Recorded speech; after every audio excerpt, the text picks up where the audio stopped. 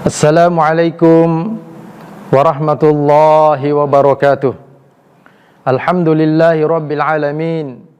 Wabihi nasta'inu ala umuri dunya waddin. Wassalatu wassalamu ala asyrafil mursalin wa ala alihi wa sahbihi ajma'in, amma ba'd. A'udzu billahi minasyaitonir rajim. Walikulli wijhatun huwa muwalliha fastabiqul khairat. Aynama takunu ya'ti bikumullahu jami'a. Innallaha ala kulli syai'in qadir. Para pemirsa, muslimin, muslimat yang sama-sama mengharapkan ridha dan kasih sayang Allah Subhanahu wa taala. Pada ayat 148 dari surah Al-Baqarah, Allah Subhanahu wa taala menyerukan kepada hamba-hambanya agar selalu melakukan fastabiqul khairat, musabaqah, berlomba-lomba dalam kebaikan. Walikulli wijhatun huwa muwalliha, dan bagi tiap-tiap umat itu ada kiblat yang mereka menghadap kepadanya. Fastabiqul khairat, maka berlomba-lombalah kalian dalam kebaikan. Aina ma takunu ya'ti bikumullahu jami'a. Di mana saja kalian berada, maka Allah akan mengumpulkan kalian pada hari kiamat. Innallaha ala kulli syai'in qadir. Sesungguhnya Allah Subhanahu wa taala Maha Kuasa atas segala sesuatu. Sebelumnya kita sudah membahas tentang hasad atau iri hati yang tercela, dibenci oleh Allah Subhanahu wa taala. Ulama menyebutkan ada dua jenis hasad. Ada yang tercela, ada yang terpuji. Ada yang namanya hasad hakiki, yaitu iri hati yang berarti keinginan untuk memiliki satu kenikmatan yang disertai dengan keinginan agar kenikmatan itu lenyap dan hilang dari orang lain.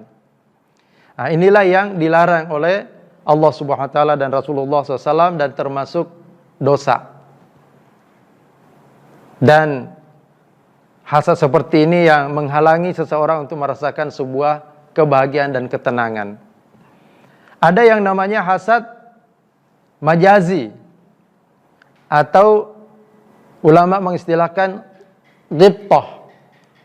Keinginan untuk mendapatkan satu karunia, kenikmatan, tapi tidak disertai dengan harapan dan keinginan untuk melenyapkannya dari orang lain. Kenapa? Karena ini adalah fitrah manusia yang memang punya kecenderungan senang kepada harta, senang kepada anak, keturunan, senang pada jabatan. Nah, misalnya seseorang ingin memiliki kendaraan, memiliki rumah yang bagus, ya, ingin karirnya naik, jabatannya meningkat, ya, dan dia bisa hidup layak. Nah, ini dibolehkan dengan catatan tidak boleh mengharapkan hilangnya kenikmatan itu dari orang lain. Yang kedua, tidak boleh dilandasi atas dasar sifat tamak, rakus terhadap dunia. Dan berikutnya, hendaklah dia niatkan agar apa yang dia inginkan itu menjadi sarana, menjadi wasilah agar dia bisa melakukan kebaikan dan amal soleh lebih banyak lagi. Dia lebih giat, lebih tekun, lebih mudah untuk mendekatkan diri kepada Allah Subhanahu wa taala dengan fasilitas-fasilitas yang Allah berikan kepada mereka. Nah, ini hasad yang dibolehkan.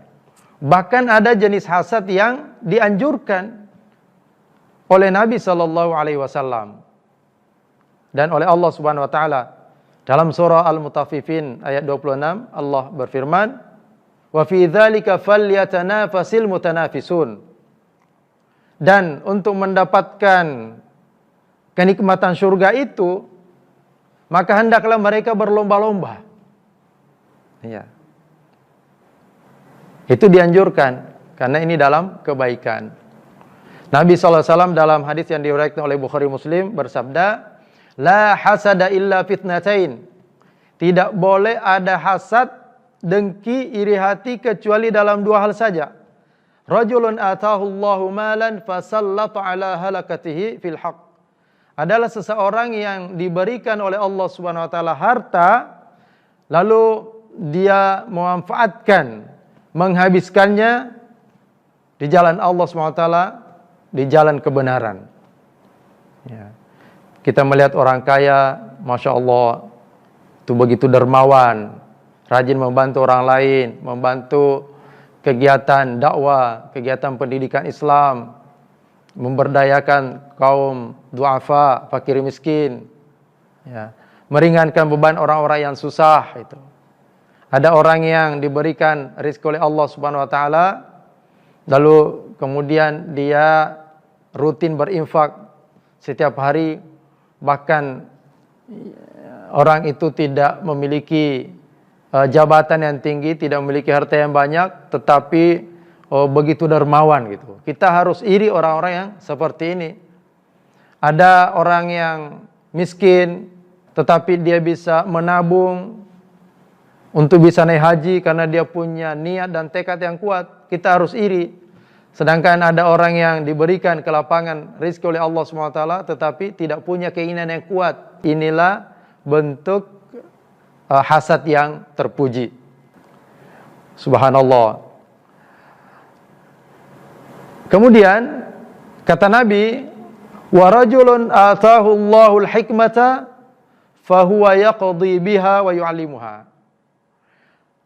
Kita dianjurkan iri pada orang-orang yang diberikan ilmu oleh Allah SWT, hikmah, ilmu Al-Quran dan Sunnah, atau ilmu secara umum, fahuwa yaqdi biha, dia amalkan ilmunya itu.